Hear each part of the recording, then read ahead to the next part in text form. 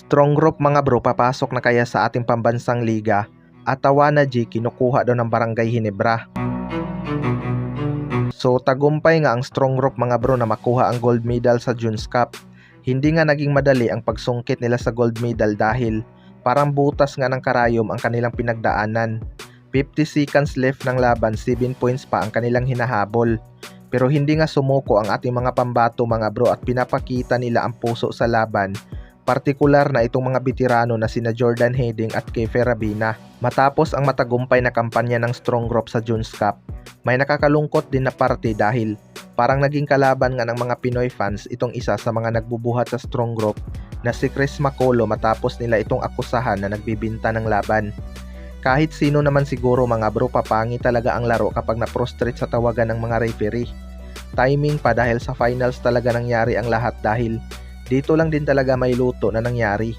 Pero aside dyan mga bro, maraming ang may gusto na pumasok sa PBA itong strong group para tapatan ang mga SMC at MVP team dahil afford nga daw nito magpasahod ng malalaking pangalan na player. Well, kung sakali mang pumasok ito sa PBA, siguradong mas magiging exciting talaga ulit ang liga dahil masasabayan na nga ang mga SMC at MVP team na naghahari sa ating liga. Kaso hindi naman yan magiging madali mga bro, kaya abangan na lang natin kung mangyayari. Sa kabilang banda naman mga bro, Tawana G kinukuha daw ng Barangay Ginebra. Ito ngang si Tawana G ang isa sa mga naging katulong na import ni Chris Macolo sa strong group mga bro. Sa kanilang championship game nga ay ito talaga ang nag-step up matapos ang bad performance ni Chris Macolo. Mabuti na lang talaga at maganda din ang kanyang shooting sa laban ng gold medal match mga bro. Kita nga natin na nakafocus pa rin ito sa laban kahit marami ng non-call at hindi na nakalaro ng maayos itong si Simak. Believe talaga ako sa mindset itong si Tawana G mga bro, napakasipag pa pagdating sa dipinsa. I think hindi ito nagmintis sa free throw lalo na at crucial din talaga sa laban na yun ang kanilang mga free throw.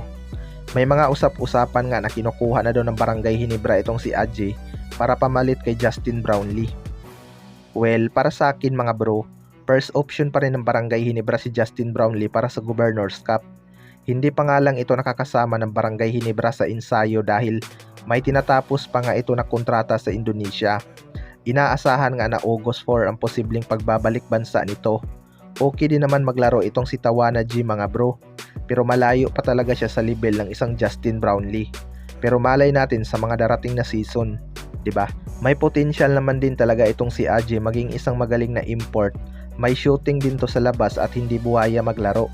Kaya tingnan na lang natin at baka may ibang PBA team ang magkaka-interest sa kanya. Kayo mga bro, ano masasabi nyo tungkol dito?